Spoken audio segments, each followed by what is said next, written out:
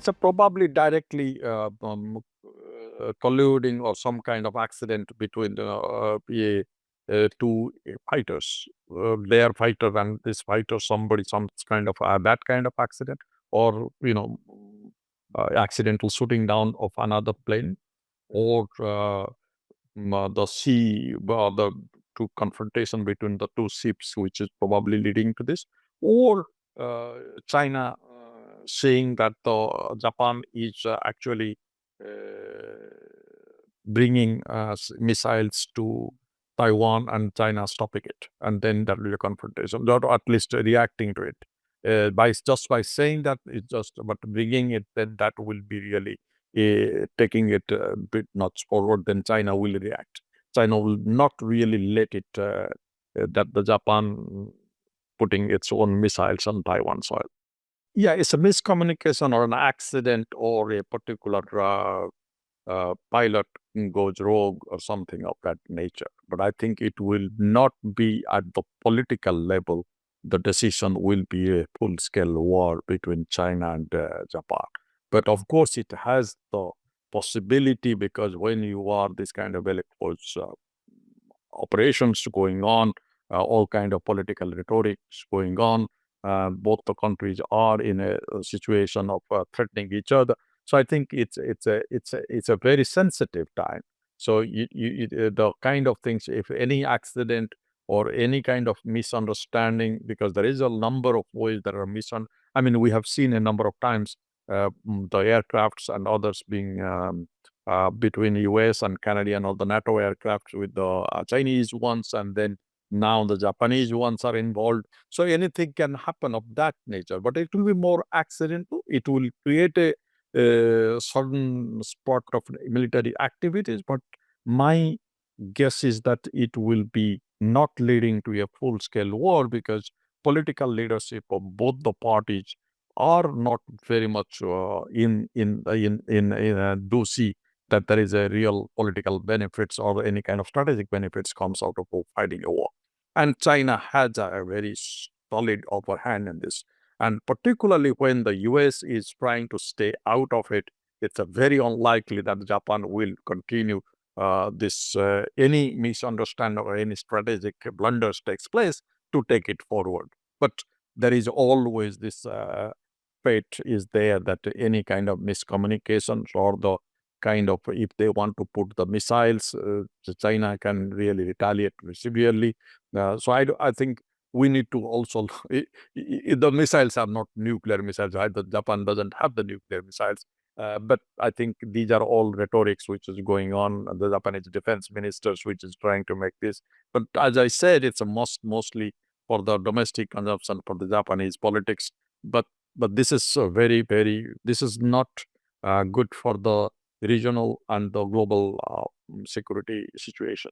The Japanese prime minister, of course, the first female prime minister, but she is a protege of Abe, who used to be a nationalist um, leaning, and then she comes with this kind of political baggage of nationalist Japanese, which is going on in Japan for a long time now, and in much more larger scale in the present years. So I think what she has said is a much makes internal sense, because that's our constituency, and the LDP, the party, which is really getting getting into a lot of problematics, is a coalition establishment. So I think she did it for her own internal political issues. And she's very difficult also to withdraw from there, because then she will be totally compromising her position or her strength, political strength. But we need to go back to this. Abe had also said the similar things, and that had led to similar type of confrontation during this period before.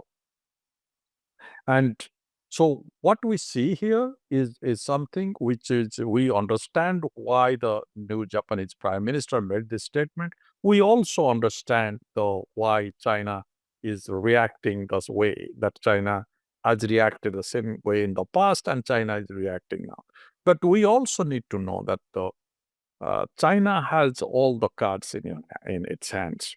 Uh, China knows that Japan is not really going to use those, or Japan doesn't have the kind of military capability to confront China, or willingness, political willingness also. It is just for the, it's, you can say, a political bluffing going on in Japan.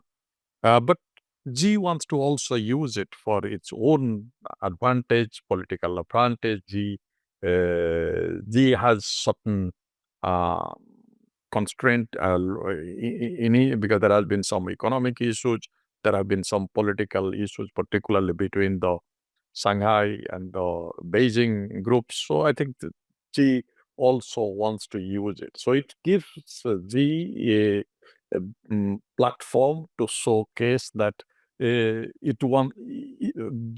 G understands that it doesn't really mean much in the practical terms, but it wants to show that how China has become a, a power that Japan, and we know the history, the colonial history. I mean, so it gives the G. That's why he is doing all these kind of activities, telling people not to go, the travel bans, airlines going on. Also, some days back, the seafood not coming in. So these kind of limited issues. Because Japan is heavily dependent on China on many market-wise. Japanese industries are also dependent on the materials and the rare earth from China. So so G knows that, and I think we are seeing a fixed match here, to be honest, which is both the parties are using for their own internal political purposes, whereas we all know that it doesn't mean much, or realpolitik, or even what is happening in Taiwan. The other thing also we need to realize that President Trump hasn't really made his, though he spoke to first Xi and then Japanese Prime Minister Taiji, uh, but then it's not really. We don't get what exactly has been discussed, or he doesn't make any public statement of any siding with anyone, because Trump has also realized the limitations that how to where because to make his internal economic going, he doesn't really want to confront China. So G understands that the Americans are not going to side with Japan. Japan also knows that it doesn't have the neither willingness nor possibility nor needed for that it will be protecting Taiwan. So it's all going on, and different political parties are really looking for their own political advantage at home, and that's what they're playing it. The movements by Japan in putting some medium range missiles into the islands that are just to very very close to Taiwan is a very strong political statement. Japan has been growing its military capability. It has turned its helicopter carrier into an aircraft carrier with F-35Bs on it. It has got an increasing power projection capability, and a number of years ago changed its constitution to allow it to power project to protect its islands. And it's clear that tensions between Japan and China are growing, hence why Japan is effectively poking the Chinese dragon by forward deploying military capability. And this was after China basically threatened Japan and told them to stay away and stay out of what they were doing in Southeast Asia. Japan is a major power. China and Japan have not got a good history of getting on well with each other, and I can't remember whether there's actually been a formal cessation of hostilities after the Second World War between China and Japan. I think there has been, but that started long before the German invasion of Poland, and therefore has been going on for a long, long time. And it's clear with the new Japanese Prime Minister, she has become much more robust, much stronger, and feels in a much stronger position when it comes to regional politics and therefore she is standing up to China. A very brave move. But I think she knows that she will be backed by the United States and by other regional powers as well.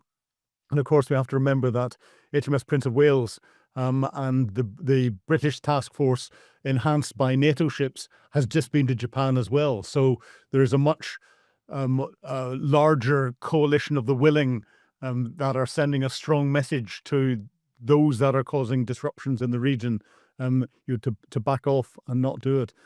And again, I think at this time, whenever it would seem that Vladimir Putin may be rewarded with being given territory for his aggression into Ukraine, Xi Jinping will be sitting there and going, is it worth my while? Can I stand the wrath of the international community for 4 years if I take Taiwan by force, knowing full well that as the second largest economy in the world, he probably won't have to stand the wrath of the world for 4 years. It would be a lot less, and we'll be making that calculation. Japan is making a calculation to turn around and say, don't do it, please. I don't think it's the US pulling the strings. I think the US has got influence, and Japan will have discussed some of the tactics with the US. But no, this is Japan exercising a little bit more of its national muscle, something it hasn't really done since the end of the Second World War. We've seen Germany come out of the bubble of being ashamed of the Second World War and bringing a greater degree of German nationalism in a few years ago.